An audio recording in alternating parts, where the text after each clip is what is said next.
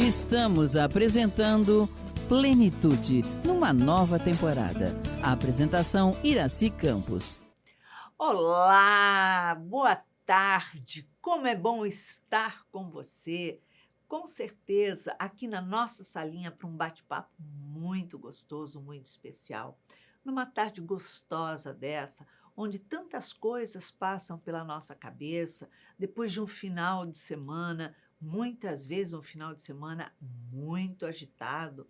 E aí, quando a gente chega na segunda-feira, a gente fala: opa, deixa eu serenar um pouquinho na salinha, bater um papo e trazer algumas reflexões para os outros dias da semana. E hoje nós vamos falar sobre a importância de se comemorar as pequenas vitórias da vida da gente. O que isso significa? Qual o simbolismo? O que isso tem de peso sobre o nosso dia a dia? Então, para falar sobre isso, nós temos uma convidada que você já conhece, que é Ana Carolina Magalhães. Ela é psicóloga e vem falar à luz da psicologia para a gente. Seja bem-vinda ao Plenitude, Ana. Obrigada, Iraci. É sempre um prazer estar aqui com vocês, nessa salinha tão gostosa. Gostoso, né? Muito bom. Ana, na visão psicológica, como é que é o fato da gente comemorar as pequenas vitórias? Porque é muito simbólico, né? E nem todo mundo acho que só tem que comemorar coisas, nossa, muito assim. E se a gente para observar, no nosso cotidiano, nós temos pequenas vitórias. Sim, sim, com certeza. É muito importante. Exatamente porque essas grandes vitórias, elas são feitas de pequenos passos, né? Então, ter esses registros, essas comemorações, são como se fossem registros que nos dão força, né? Para que a gente entenda que, olha, já passamos por várias etapas. Porque, às vezes, a grande comemoração, ela se torna um pouco distante. E se a gente não percebe esses pequenos momentos que são essas conquistas, né? A gente vai começando a desanimar. A gente vai desanimando, porque a gente espera aquele resultado grande. Então, essas pequenas é o que vai realmente marcando que a gente está no caminho. Então, ter um registro, eu gosto de falar para as pessoas criarem mesmo um ritual. Ritual simbólico, porque aquilo registra de fato. Porque a gente pensar assim, fiz tal coisa legal, aquilo passa na nossa memória. Mas se a gente pegar uma coisa simples, assim, individual, e faz assim, sabe? Levanta o braço, isso já dá um outro ânimo, a gente registra de fato que eu consegui. Porque no que se trata, Iraci, sobre as questões individuais, é um caminho muito solitário.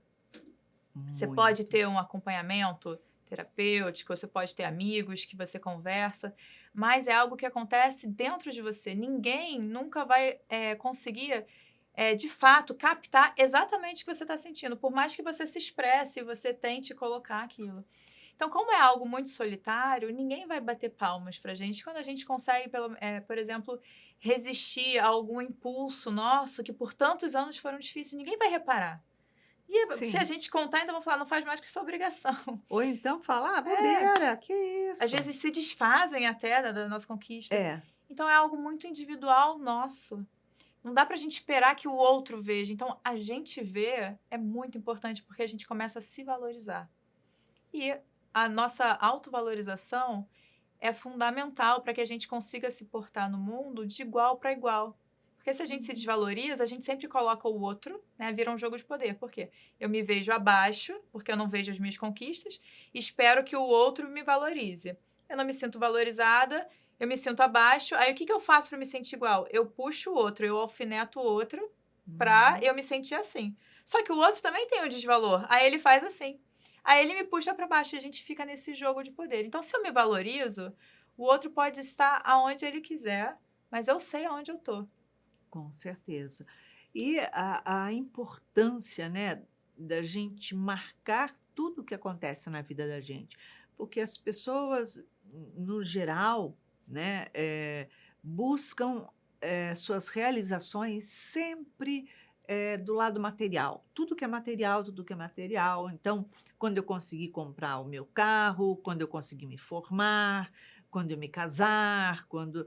E aí são coisas assim distantes. E as coisas que acontecem no dia a dia, como você mesmo falou, elas são importantes, são fundamentais, né? Eu falo assim que a gente tem que brindar todo dia a vida.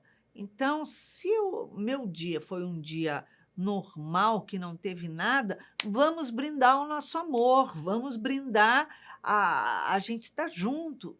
Então, são coisas que fala assim, caramba, né? Olha só, eu olho para trás, eu vejo quanto eu já caminhei e até onde eu estou conseguindo chegar, né? Que é a força, né, motriz que vai empurrando a gente para frente. E as pessoas não valorizam isso, né?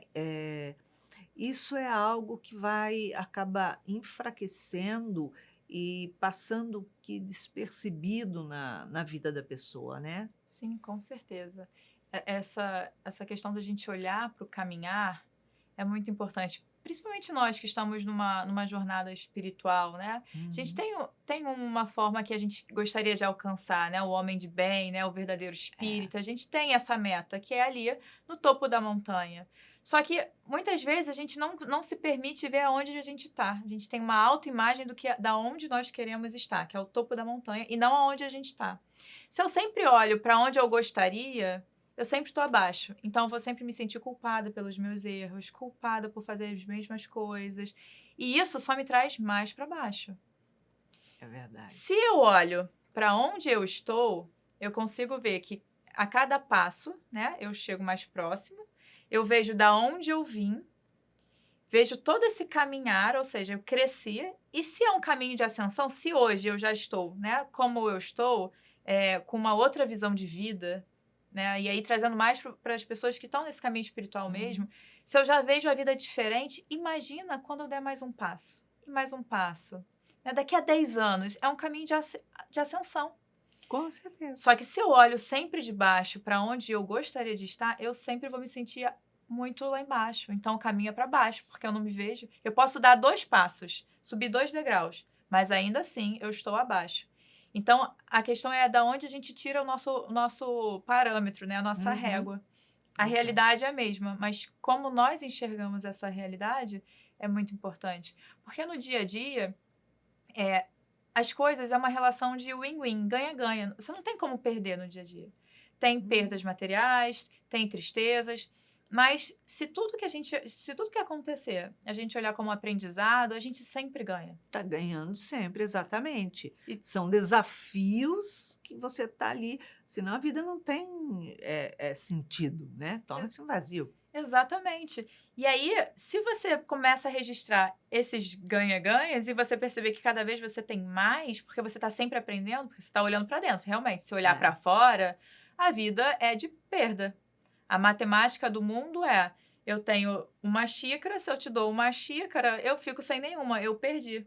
Sim, Mas a matemática espiritual é: se eu tenho amor, eu dou amor, eu fico com amor e você também fica com amor, né? O conhecimento é a mesma coisa, a alegria é a mesma ele coisa. multiplica, Ele né? multiplica.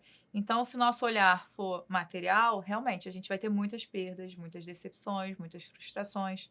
E que eventualmente a gente acaba caindo, né, nessas situações e tudo bem. Mas se a gente olhar com essa visão espiritual, a gente sempre está ganhando. Porque a gente sempre está aprendendo, a gente está sempre captando algumas coisas. E se eu começar a registrar essas sensações de vitória, porque eu aprendi com aquele desafio, com aquela situação, mesmo que os outros não percebam, não seja algo que esteja explícito, mas algo bem interno, eu vou ver que cada vez mais a minha vida é feita de mais e mais conquistas. Isso vai me Sim. fortalecendo como um indivíduo, mas principalmente como um espírito. Com certeza, porque nós somos seres contínuos, né? Não, a gente não tem essa divisão de encarnação, pronto, morreu, acabou. Não, não morreu, acabou, não. Sim. É uma conta contínua, conta corrente, né? É uma vida com várias existências, mas é uma vida Isso, só. mas é uma vida só, é isso mesmo. E Joana de Ângeles, ela fala muito sobre a importância de se ter um projeto, né, de se fazer um projeto. Quando a pessoa passa uma vida sem ter projetos, sem buscar suas realizações, ela acaba caindo num vazio constante e ela acaba não se preenchendo. Então, ela busca no outro, né, aquilo que falta nela.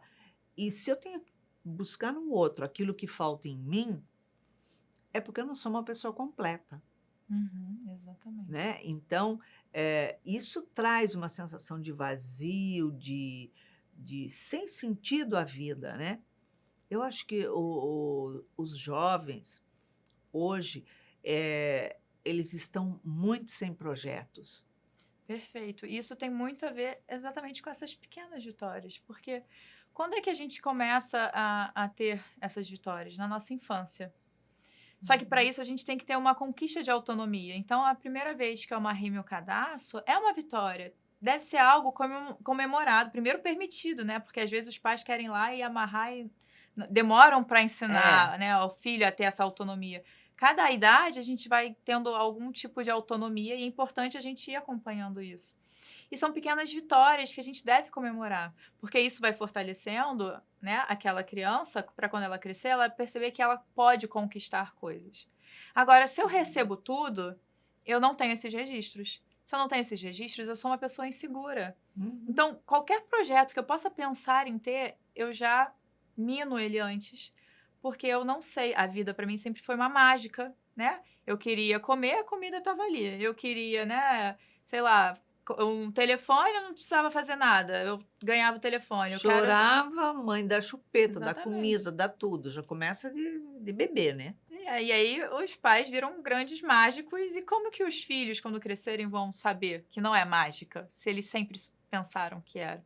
Então, a nossa juventude de hoje vem de uma geração onde os pais foram muito castrados. E aí, no movimento de compensação, eles liberaram demais. Eu vou dar aquilo para o meu filho que eu não tive. E quem falou que é aquilo que seu filho precisa, né? Exatamente, porque no final são polaridades de uma mesma régua. Eles acham que estão fazendo diferente, mas a medida deles ainda é o pai. Porque a cada coisa que eles vão fazer, o que minha mãe faria que eu não quero fazer igual? Ainda é a sombra dos pais, né? Então, eles não saíram. Eles só estão querendo, no movimento quase adolescente, de querer romper numa compensação. Quando eles fazem isso, eles mexem com a geração seguinte. Que aí não tem segurança porque não aprenderam a valorizar as pequenas conquistas do dia a dia que nos fortalece. Então, eu não posso ter um grande projeto. Eu não posso ter projeto para minha vida, eu não sei fazer. Eu preciso que alguém faça. Então, eu preciso do outro para que eu possa me realizar. Exato. Quando a gente fala de projetos, né, as pessoas geralmente acham que tem que ser um grande projeto de vida, né? Eu tenho que ser um missionário, eu tenho que...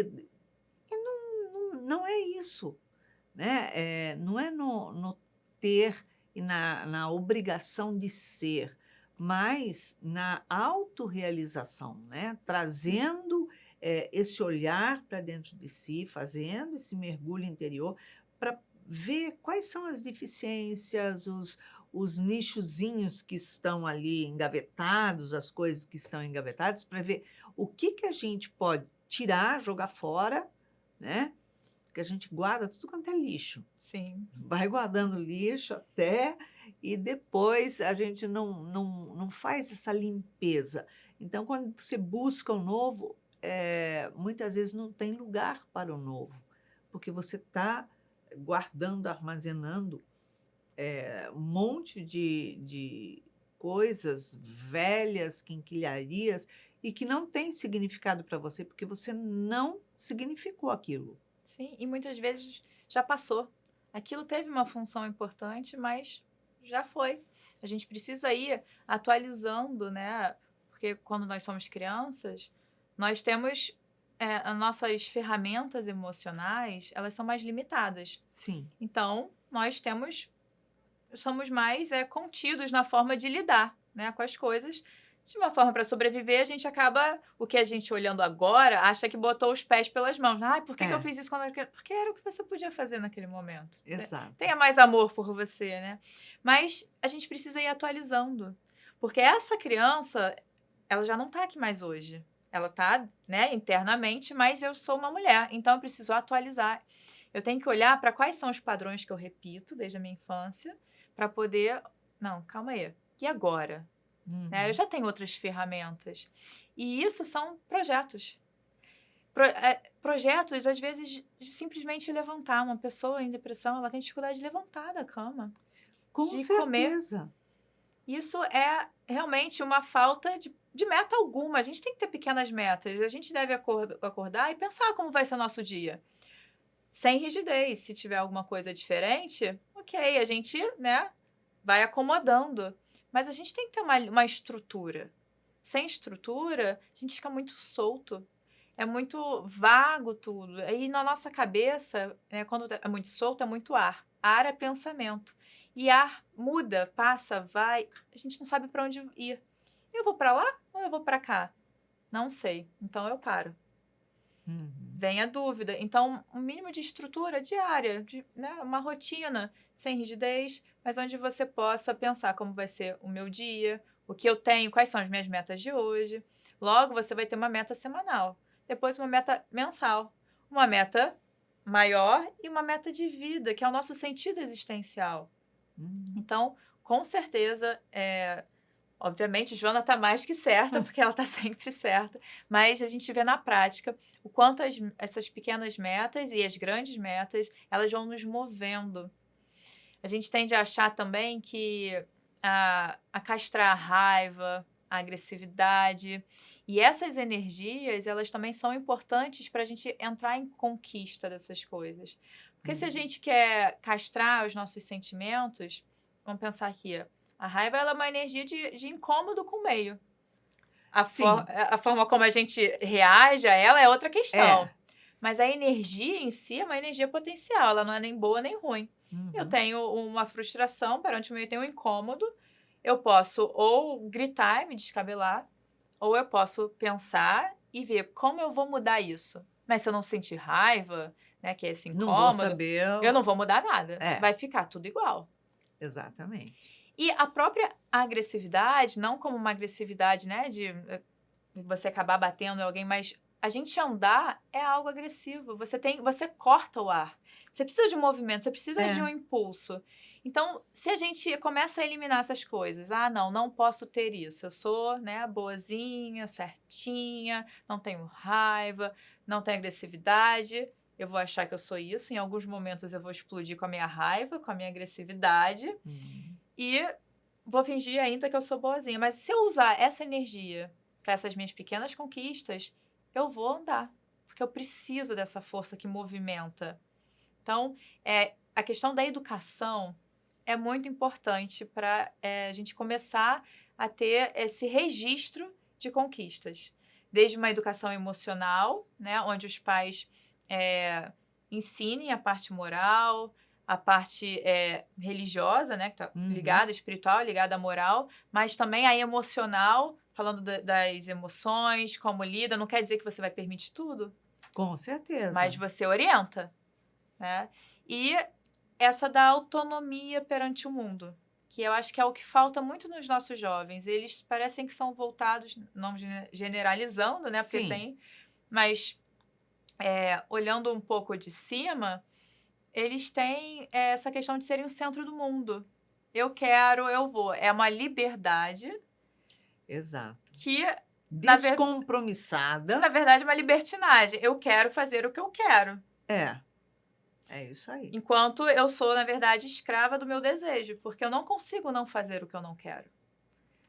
A liberdade seria a gente poder dizer não para os nossos impulsos. Aí uma conquista que a gente deve comemorar, porque isso é difícil.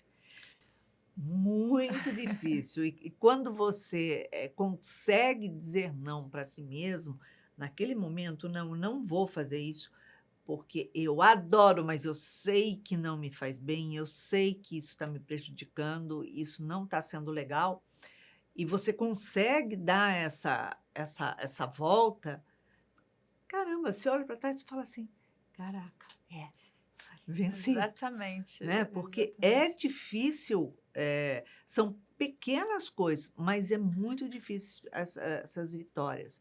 E quando a gente fala também, né, sobre essa rotina, né, a importância de ter ou não uma rotina, ou de levanta e larga o dia, vai acontecendo conforme aconteceu, pronto, acabou. Isso não traz uma sensação muito maior de vazio, Com de certeza. falta? Com certeza. É super importante a gente ter algo. A gente está no corpo, ainda tem, a gente tem uma influência da matéria, então a gente ter algo a se apegar no nosso dia. Uhum. Né? Que seja um ritual matinal. Ah, minha rotina de trabalho é meio confusa. Tudo bem. Faz parte da sua rotina essa mudança. Mas fora o trabalho, né? Como que é o seu ritual de acordar? Seu ritual de dormir? Nem que seja uma rotina de, antes de dormir, abrir o evangelho, ler, né? Fazer uma Uhum. oração e se conectar com uma leitura edificante. Que isso seja algo que no final do dia sempre termine igual. Ou alguma coisa que faça, né? Porque isso dá essa estrutura. Se eu não tenho estrutura, de fato, é uma sala vazia. Não tem? Sim, É uma casa muito engraçada, não tinha teto, não tinha nada. é por aí mesmo. Então a gente precisa de algumas estruturas para nos orientar. Não é que a gente vai ficar naquela caixa, mas uma orientação, né, para a gente seguir. Para pessoas que estão em depressão ou saindo da depressão, isso é muito importante. Isso ajuda muito a manter elas, né, no chão, assim, com o pé no chão, no mundo. Uhum. E até para ansiedade também. Você já sabe mais ou menos, tem um mínimo de previsão ali, né? Claro que o ideal é a gente poder lidar com a ansiedade, não excluir. Porque É, se a gente tem metas, a gente tem um anseio dessas metas. com certeza. Não dá para viver sem ela. Por isso, até certo ponto, ela é muito saudável, Sim, sim. né? É interessante que às vezes a gente vê assim, a pessoa falando, não, eu estava muito ansiosa. A pessoa tem alguma questão mais disfuncional com a ansiedade, né? E Uhum. conforme vai trabalhando, a pessoa vai conseguindo olhar de uma outra forma. É. Mas aí tem, sei lá, uma prova no dia seguinte. Nossa, aquela ansiedade toda voltou, foi horrível, eu tô andando para trás. Eu falo, calma. Eu também estaria ansiosa se eu tivesse uma prova, mas ansiedade é normal. Você tem um anseio por essa prova. Também a gente acolher um pouco, né, essas nossas dificuldades, porque nós somos muito julgadores conosco mesmo. O julgamento que a gente teme fora e que nos faz muitas vezes parar diante dos nossos objetivos, né, na verdade ele acontece na nossa cabeça.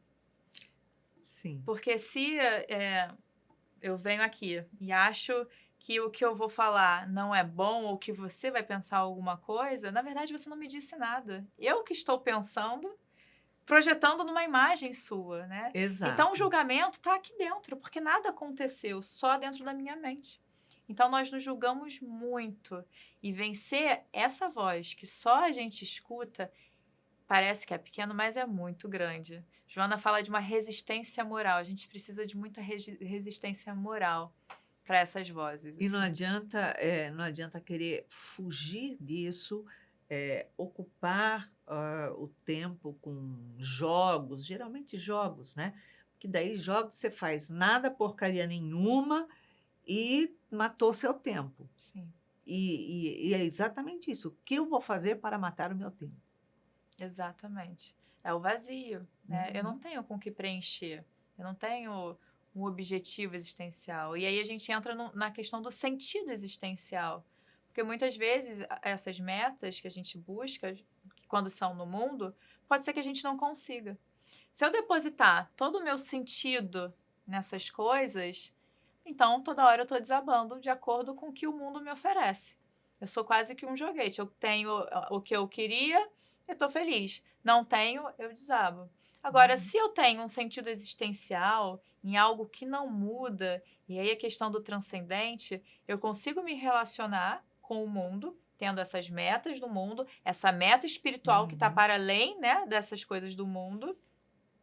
E aí eu posso ter ou não ter essas coisas, conquistar ou não conquistar, mas eu não perco a minha base.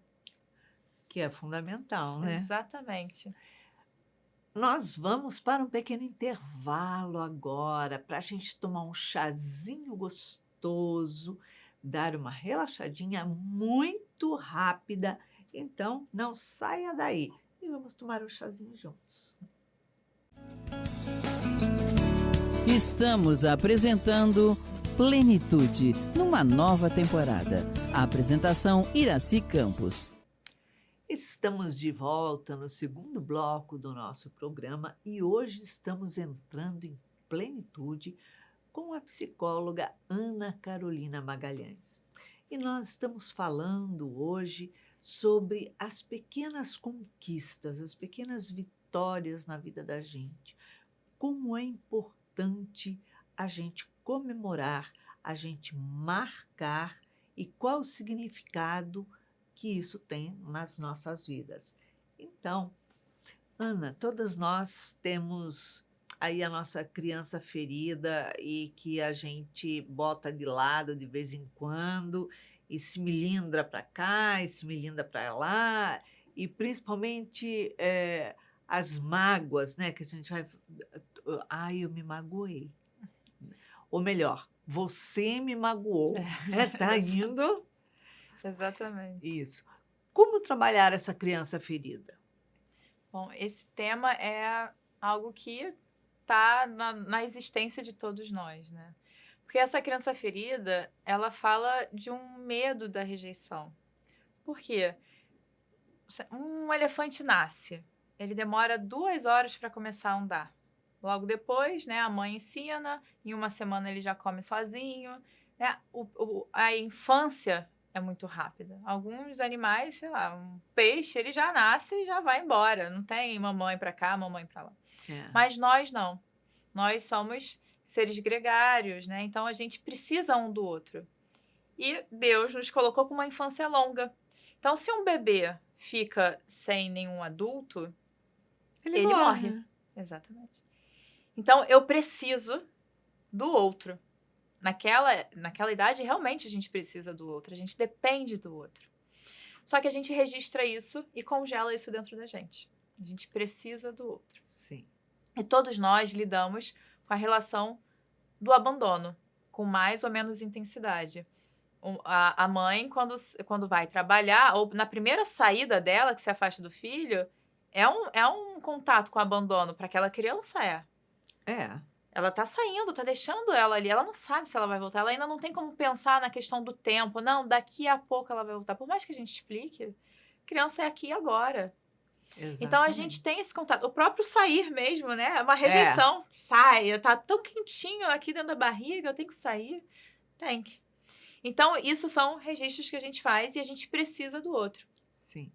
E para atender essas expectativas, a gente vai se modulando a partir da nossa família. Perfeitamente. Quando a gente cresce, a gente ainda tem esse anseio. É como se a gente não tivesse, né, aí sim, se atualizado. Então, muitas vezes, quando a gente se sente rejeitado emocionalmente, né, aí as pessoas vão falar, não, mas não é essa a minha questão. Ok, vamos começar a conversar. A gente vê lá, começa com medo, começa com a raiva. Vamos aprofundar mais um pouquinho. Aí a gente vai descobrindo que tem aquela raiva, na verdade, ela está sendo puxada por uma outra coisa. Aí essa outra coisa, vamos puxar mais um pouquinho? A gente vai chegar no medo do desamparo, no medo da solidão. Então, é algo que acontece. É a base das nossas dificuldades. No livro Renúncia, do Emmanuel, quando Alcione vai reencarnar, conta o romance, né, de Alcione e Pollux, o mentor dela fala para ela, mas, claro que com outras palavras, muito melhores que as minhas, mas você vai reencarnar de novo? Quando você reencarna, você vai para a Terra, você vai se submeter novamente à necessidade de compreensão, de aceitação. Exatamente. Então, é algo que está para todo mundo. É. E quando a gente não sente essa compreensão, vem a nossa criança ferida, que é aquela que quer o que quer atenção, que quer ter a razão. Porque se eu errei, por exemplo, eu vou me melindrar por quê? Se o outro apontar. Porque aí diz, então, que eu não sou boa o suficiente. Se eu não sou boa o suficiente, então o outro é melhor. Se o outro é melhor, ele pode arranjar alguém melhor do que eu. E aí, insegurança, né? Insegurança, exatamente. Insegurança porque eu preciso do outro para me completar. Porque é assim que eu pensava quando eu era criança. Então, eu não me atualizei. Aí, se a gente pegar, por exemplo, no livro dos espíritos, que fala dos espíritos puros, lá fala, né? Qual é a característica? Eles vivem uma felicidade inalterável. Não tem necessidade de nada. Aí a gente pensa, tá, não tem necessidade de nada, espírito puro. Mas Alcione, quando estava lá, falaram que ela precisava de compreensão. Mas, ao mesmo tempo, ela foi maravilhosa na reencarnação. Então, alguma coisa tem que ela venceu. Com certeza, né? Ela venceu a própria criança ferida, porque ela encontrou essa necessidade de amor, né, de compreensão, em algo que sempre está com ela, que é em Deus. Exato. Então, enquanto a gente buscar fora, é a nossa criança ferida que está ali se melindrando e vai brigando, porque ela precisa sempre estar se sentindo bem. E esse sentir bem está colocado para o outro. Uhum. Eu dou o poder para o outro. Então, acontece uma situação e alguém, sei lá, aponta alguma dificuldade minha ou não faz o que eu gostaria que a pessoa fizesse. Sei lá, o meu namorado não puxou a cadeira. Aí eu me senti rejeitada porque ele não olha para mim, ele não me vê. É sobre o outro. Mas por que ou você pediu, ou por que você não... Você Não é mais precisa fácil disso? falar? É mais fácil falar, mas aí vai, no caso da mulher, se ela falar para o homem puxar a cadeira ou o homem fazer determinada coisa, é quase que humilhante. Eu vou falar para ele me ver, então eu não sou importante. Olha a criança aí, eu não sou importante. É Eu não isso aí. preciso falar, ele tinha que ver, ele tinha que pensar o que eu estou pensando. É isso mesmo. É a simbiose do filho com a mãe, no início, até os 2 anos. A gente registra e a gente congela. A gente precisa se atualizar. Eu gosto de pensar que é como se fosse um celular, né? A gente tem vários softwares que vai atualizando. Sim. E cada um era muito bom naquela época. Então, a atualização 1.2, maravilhosa naquela época. Mas se a gente pensar na 1.2 hoje, que a gente está na 16, sei lá, o número, vamos inventar um aqui, ela não serve para agora. Ficou no tempo Ficou já. no tempo. O que a gente faz? A gente pega, né, o nosso computador ou o nosso celular, a gente atualiza. Quando a gente atualiza, a gente não perde os nossos aplicativos. A gente não perde as nossas fotos. A gente só tem uma forma nova de lidar com esses aplicativos e com essas fotos. Sim. Uma forma mais complexa, mais veloz. E a gente não faz isso com a nossa psique. A gente está ainda no 1.2, lidando da mesma forma, com os mesmos aplicativos, vamos botar assim, com as nossas memórias. A gente precisa ir se atualizando com a nossa idade, com o nosso conhecimento, com a nossa compreensão, né, de ser e de mundo. Então, é mais ou menos essa criança ferida que sempre vai estando lá presente. Quanto tempo leva, geralmente, esse despertar, sair desse adormecimento que o jovem está e ele vem da fase de criança? Bom, o tempo, só Deus sabe. Varia. Tem gente que tem 60, 70 anos e ainda não despertou. A Anise usa o termo adultescentes, né? É. Às vezes pode levar encarnações e encarnações, mas pensando assim, no crescimento psíquico, né? Na estrutura psíquica, enquanto numa existência, a gente tem fases. Uhum. Tem uma fase que é a da adolescência até os 25, 26, onde há uma necessidade de fortalecer o ego. Porque, e Joana nos traz isso, a necessidade de um ego forte, um ego estruturado. Um ego forte não é um ego autocentrado, é um ego estruturado, onde ele possa sustentar as desconstruções que vão vir. Mas ele tem uma base ali. Porque se ele não tem essa estrutura, ele é muito maleável para o meio, ele não tem ali, né, uma posição, ele se desfaz dentro do inconsciente. Ele não vai conseguir acessar o inconsciente dele, onde tem essas questões todas da criança ferida. Ele se dilui. Se mistura. Exatamente. Então, é muito perigoso a gente aprofundar muito nessa idade. Até porque quando a gente está falando da criança ferida, né, e dessas situações, a gente está falando de complexos. E os complexos são padrões estereotipados que nós temos, né? São situações que normalmente têm o mesmo tema de vida, no fundo, e toda vez que ela surge, eu tenho o mesmo tipo de reação. Às vezes a gente fala, eu fui tomada, não sei o que deu em mim, né? A gente não consegue controlar isso. O aquele rompante que... Exatamente. O ego vai para segundo plano e o complexo nos toma. Então, isso vai mexendo a ponto de, se eu não viver esses comportamentos estereotipados, eu não vou perceber o padrão. Se eu não perceber o padrão, eu não consigo trabalhar de fato.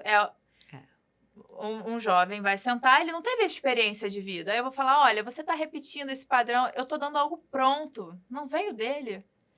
Ele não fez descoberta nenhuma. Nenhuma, exatamente. Então não faz sentido. O autoconhecimento é alto, né? Você pode até ter alguém ali te ajudando, mas é sobre você. Uma pessoa pode fazer 10 anos de terapia com o melhor psicólogo do mundo.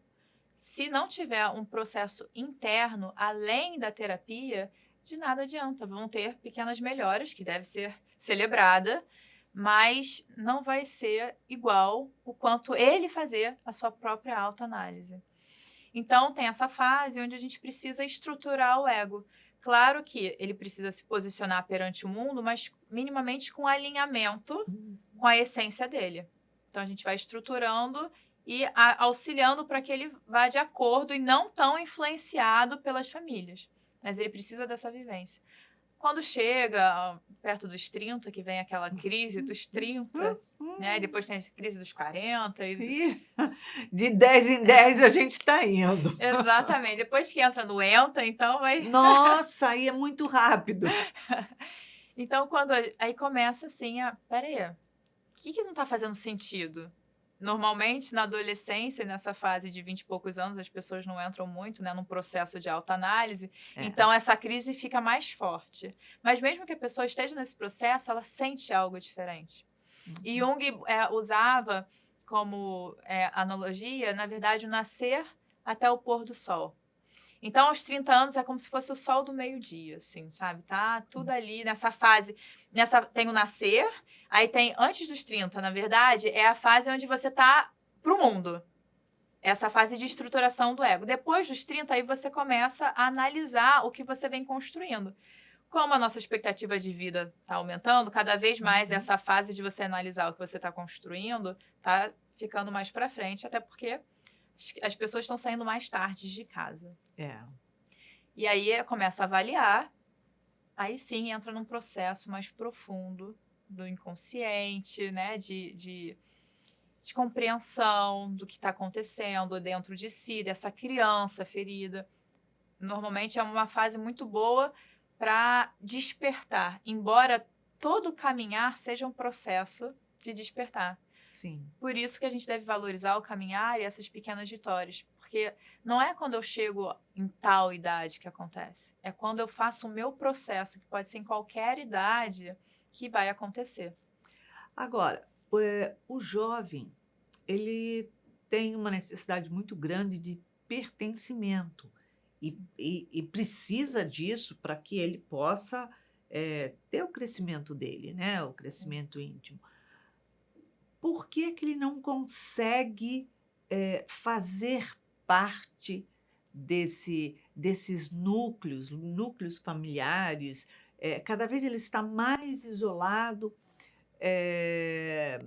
pelas mídias, mexendo em internet, a conversa dele é por mensagem, ele não telefona mais. Não... Como é que é isso? É um mundo de maior solidão agora? Acredito que sim, por mais que você consiga, né, ter mais comunicação. Uma vez eu ouvi que o WhatsApp, a ideia era reunir, mas ficou muito mais fácil para você desmarcar.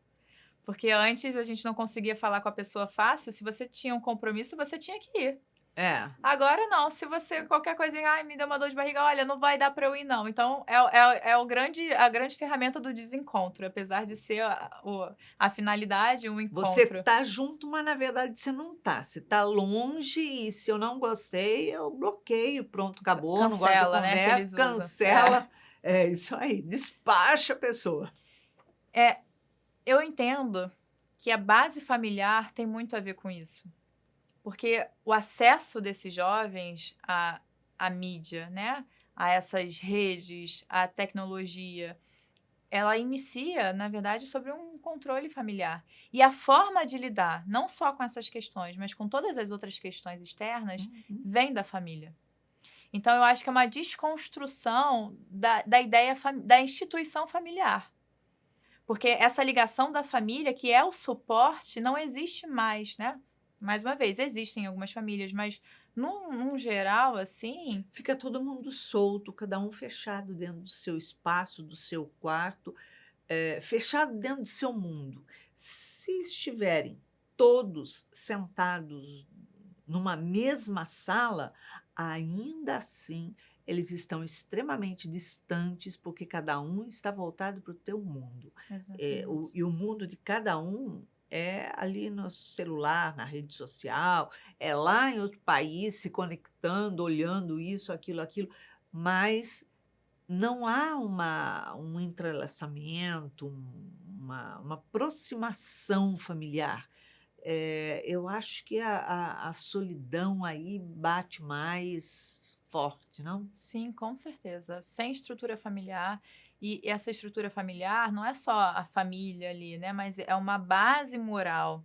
Porque a instituição família, né? É um lar com base moral. Sim, Não importa como ele é formado, quem está dentro, se são todos de sangue, se não são de sangue, se são amigos, mas uma instituição familiar é onde está o aprendizado moral, né? Onde tem esses entrelaçamentos que são a sustentação para eu me relacionar com o mundo. Se eu não tenho uma base estruturada, como eu aprendi a lidar com o mundo num primeiro momento com a minha família, eu não tenho uma base estruturada para lidar com o mundo fora. sim. Então, qualquer coisa que acontece, eu só não me separo dos meus pais porque eu preciso que eles paguem minha conta. Mas se fosse isso, eu já ia embora. Eu Mais ou menos saía e ele vai me manter. Eu continuo dependente, isso. né? Eu quero ser independente, mas aquele independente assim, eu moro sozinho, eu moro fora, mas ele paga minhas contas, ele cuida de tudo. Porque Acabou. e não pode me perguntar para onde eu vou, né? Ainda Não, o tem que é isso? Tem que Ex- dar satisfação? Exatamente. Então fica tudo o amor líquido, né? Fica tudo muito que vai, então tive uma discussão, então você não é mais meu amigo. E aí cada vez fica mais distante, porque são conversas informais, então você não precisa se expor muito. Exato. Então você se esconde através de uma persona, né? De uma máscara feita por aquela rede. Você se apresenta do jeito que você quiser, você vai perdendo a sua identidade. Então, se não tem aquela estrutura, né, onde você pertence Sim. àquela família, né, e de fato é algo forte, você vai se diluindo e se perdendo e cada vez mais solitário. E aí a gente entra até na questão da criança ferida, né? Porque no impulso desse acolhimento, desse pertencimento, eu acabo criando situações por medo e me coloco na própria solidão. Talvez não na solidão social, mas eu não sou quem verdadeiramente eu sou naquele meio social. Eu faço um monte de coisa para agradar. Eu tenho uma máscara, né? As pessoas hoje no Instagram criam fotos, cenários para poder postar e ser aceito. Mas aquela pessoa, ela tá só. Porque ninguém conhece ela na profundidade dela e ela mesma não se aceita. Então a própria criança ferida dela tá rejeitada por ela. Sim, porque ela anda o tempo inteiro na fuga. Ela ocupa o tempo dela com coisas superficiais, fúteis, para que esse tempo passe e ela não olhe para dentro de si. Então, vai aumentando esse vazio, essa solidão, Sim. né? Será que seria mais por aí que os jovens estão buscando suicídio e estão nesse vazio constante que nada preenche? Com certeza, com certeza. O índice de suicídio em jovens cada vez aumenta. Primeiro, essas relações muito frágeis, né? E como eles não têm essa questão da frustração, que é importante aprender em casa a frustração, qualquer frustração que aconteça no mundo, aquilo já desestabiliza muito. É como se fosse uma grande rejeição. Exato. E aí eles caem numa profundidade de tristeza, de depressão muito grande, às vezes por um término de relacionamento, por um bullying. São coisas que são chatas, que algumas não deveriam acontecer, mas que a gente tem que se fortalecer para enfrentar. E esse fortalecimento vem da nossa base moral, que vem da nossa família. Exato. Essa estrutura não foi criada à toa, né? A gente vem e a gente é entregue para duas pessoas. Não são os nossos amigos. Às vezes os pais querem ser amigos, né? É o pai e a mãe. Tem uma missão ali São educadores. Educadores. Ponto. Exatamente. E na verdade, é filhos nessa existência, mas você tem que entregar para Deus. Então, você omitir, né, daquela criança o verdadeiro pai é você, na verdade, criar uma ilusão para ela. E ela vai viver nessa ilusão na própria vida. Ela não conhece Deus. Ela não sabe a verdadeira origem dela, né? Então, ela vive numa ilusão. E quando ela se desiludir com o mundo, porque o mundo vai desiludir, não tem jeito. Com certeza. Ela sucumbe. Hoje mesmo eu recebi uma mensagem, né, de uma jovem, logo pela manhã, dizendo assim: mais um dia eu acordei com vontade de morrer. E já conversei algumas vezes com essa jovem e você vê que ela vive no vazio, não tem significado a vida, porque não tem comprometimento, não tem responsabilidade. Então, se sente cada vez mais preguiçosa, porque eu tenho preguiça de fazer isso, então eu não vou fazer nem isso, nem aquilo, e eu vou ficando naquele limbo. Então, é muito fácil, né, aquela frase: acordei hoje com vontade de morrer, hoje novamente com vontade de morrer, hoje novamente. Mas o que você vai encontrar quando você morrer? Exatamente. É educação espiritual, né? E não só isso, mas a não vontade, né, dessa pessoa de viver já diz o quanto não há essa resistência, né, moral que Joana coloca. Porque realmente estar encarnado não é uma coisa simples e fácil. Okay? Não é. Mas pode ser muito grandioso se a gente souber exatamente perceber o quanto nós já crescemos e o quanto nós podemos crescer. Claro que se a gente tiver medo, a gente para. Mas se a vida, né, se tem Deus e isso sempre vai existir, qual o medo que eu vou ter? Sim. Você pode ir até com medo, mas você busca esse novo dentro. Não é um novo fora, é um novo dentro. Então, acho que os jovens estão muito parados, muito preguiçosos mesmo nesse sentido, né? De manterem um posicionamento interno. Não é nem no mundo, que acaba em consequência do mundo, mas é uma resistência interna perante os desafios. É muito mais fácil eu desistir. É um comodismo, porque ele não vai em busca de. Na verdade, ele aguarda que aquilo venha.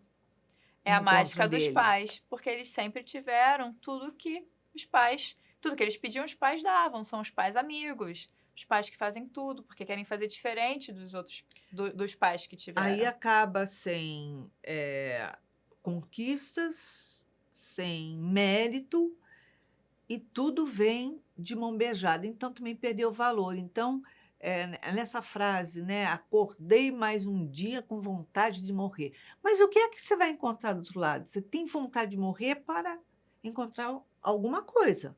Tem que ter alguma coisa. Sim, exatamente. Mas a pessoa, às vezes... Espírita fala isso, né? Sim. Às vezes fala, não, mas se eu estou sofrendo aqui, eu vou sofrer no umbral, vou sofrer... Peraí. André Luiz fala, o que é uma vida, né? Se não um segundo no tempo, né? Na eternidade. O que você prefere? Você manter aqui onde você tem apoio, né? Porque a gente tem apoio espiritual, sim, que a gente pode não ver, né? Mas tem o apoio das pessoas. Porque quando a gente está no caminho, as pessoas vão surgindo para nos sustentar. É importante essa questão da comunidade, né? Então, o jovem, a criança, né?